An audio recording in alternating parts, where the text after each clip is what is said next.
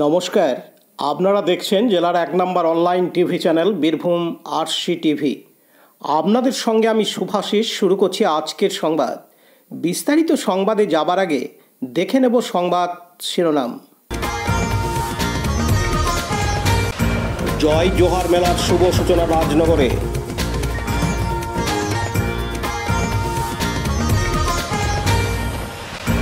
স্বনির্ভর গোষ্ঠীর উপসংঘের সদস্যদের নিয়ে প্রশিক্ষণ শিবির খয়রাসোলে। সরকারি ভর্তুকি সহ কৃষিজ যন্ত্রপাতি কৃষকদের দেওয়া হলো মুরারোয়ে। ইন্দিরা গান্ধীর জন্মজয়ন্তী পালন বোলপুরে।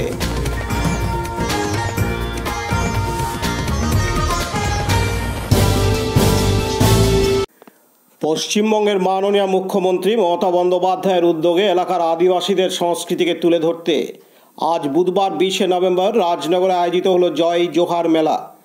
রাজনগর ডাকবাংলো নজরুল ভবনে আয়োজিত অনুষ্ঠানে হাজির ছিলেন সিউড়ি বিধানসভার বিধায়ক বিকাশ রায়চৌধুরী, রাজনগর পঞ্চায়েত সমিতির পূর্ত কর্মাধ্যক্ষ সুকুমার সাধু সহ বিভিন্ন বিশিষ্টজনেরা। প্রদীপ প্রজ্বলনের মাধ্যমে মেলার শুভ সূচনা হয়। বর্ণাঢ্য শোভাযাত্রা শেষে আদিবাসী নাচ গান হয় এবং বক্তব্যে তুলে ধরা হয় এলাকার আদিবাসী সংস্কৃতিকে।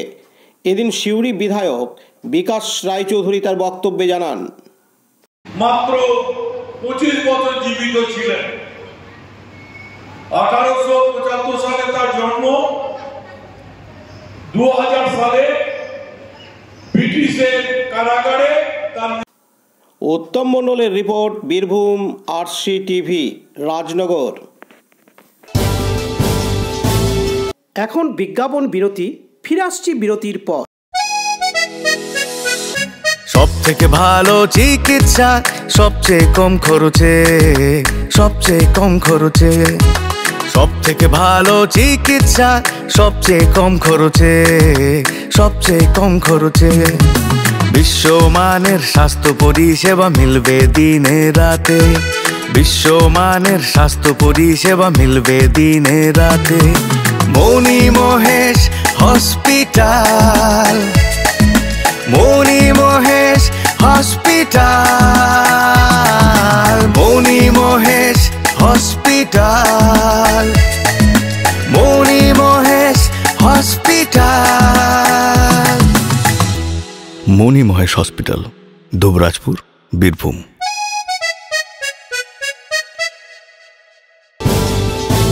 ফিরে এলাম বিরতির পর। বীরভূম জেলার খয়রাসোল পঞ্চায়েত এলাকার প্রগতি সংঘের ভিশনিং 1VO ট্রেনিং কর্মসূচি অনুষ্ঠিত হয় আজ বুধবার 20 নভেম্বর। এদিন খয়রাসোল গ্রামের 2টি উপসংঘের প্রায় 4 শতাধিক স্বনির্ভর দলের মহিলাদের নিয়ে খয়রাসোল হাটতলা মাঠে প্রশিক্ষণ শিবিরটি করা হয়। গ্রামের কয়েকটি দল নিয়ে গঠিত মৌচাক উপসংঘ, সেই সমস্ত উপসংঘের সদস্যদের নিয়ে মূলত শিবির হয়।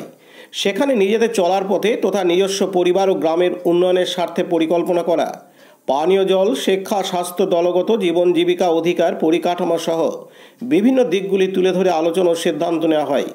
কোন কোন কাজ পিছিয়ে আছে, কোন কাজগুলি আগে করতে হবে, সে বিষয়গুলি আজকের শিবিরে আলোকপাত করেন রাজ্য স্তরের স্বনির্ভর গোষ্ঠীর প্রশিক্ষক সোহেলি চ্যাটার্জি সামন্ত।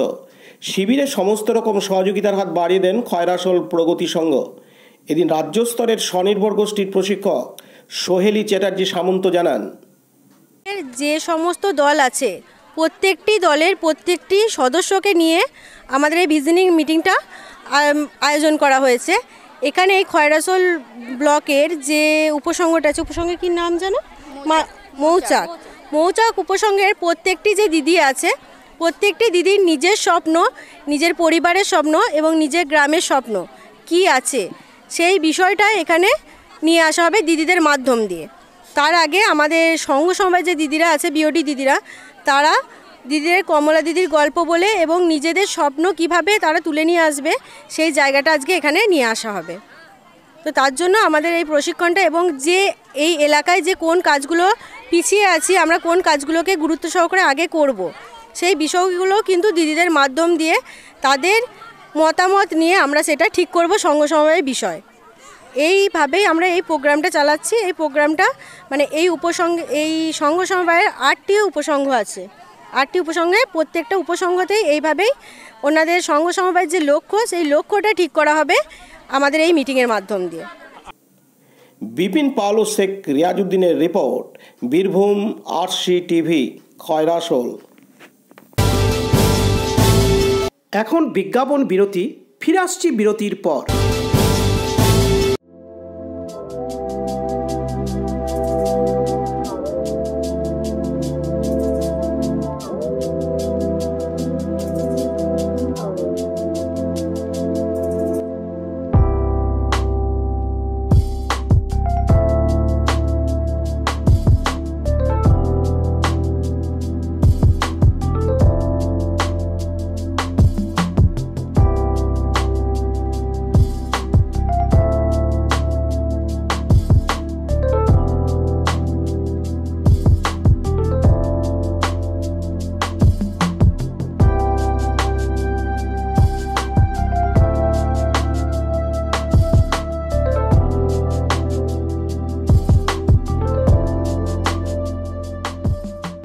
ফিরে এলাম বিরতির পর। আজ বুধবার 20 নভেম্বর বীরভূম জেলার অন্তর্গত মুরারই 1 নম্বর ব্লকের কৃষি দপ্তরের তরফ থেকে স্থানীয় কৃষকদের হাতে সরকারি ভর্তুকি সহ কৃষিজ যন্ত্রপাতি তুলে দেওয়া হয়।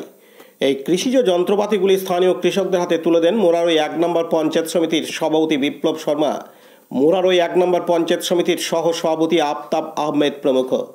এদিনের এই অনুষ্ঠানটি সুচারুরূপে পরিচালনা করেন মুরারই 1 নম্বর ব্লকের কৃষি অধিকর্তা অনুপম হালদার। কৃষিজ যন্ত্রপাতি পেয়ে খুশি এলাকার চাষি বন্ধুরা।